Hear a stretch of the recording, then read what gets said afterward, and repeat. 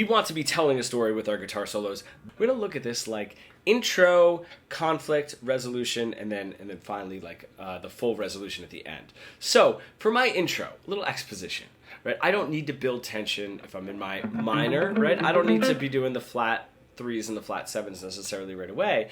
And my phrases can be a bit longer. It's a nice way to ease into these solos.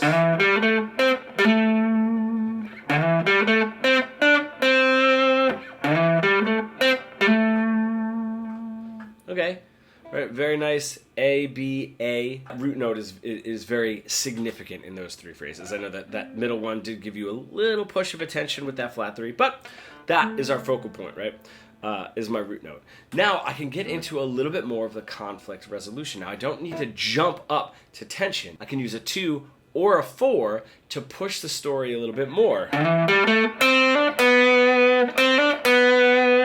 Right, that 2 is going to sort of push, right? But it's not super tense. It just knows it wants to go somewhere. It's a subdominant function in that way. Or getting that 4,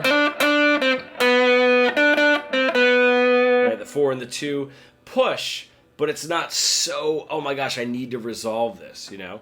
And then finally, to really bring up the conflict, right, ending something on a flat 7 or flat 3, and then my final resolve to my root note. Now, we don't need to be just focusing on, okay, at the beginning I'm going to play root note.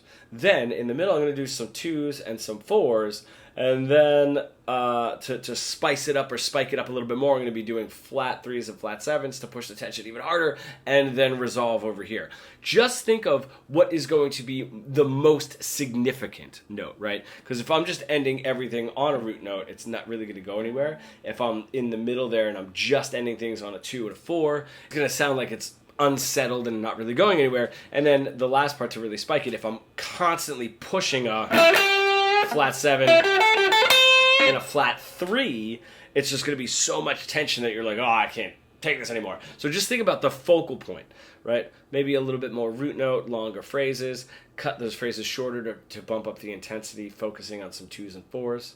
Keep that same intensity focusing on those flat 3s and flat 7s, and then bring it back down to your root note. I'm going to do an easy example for you to follow with all of this.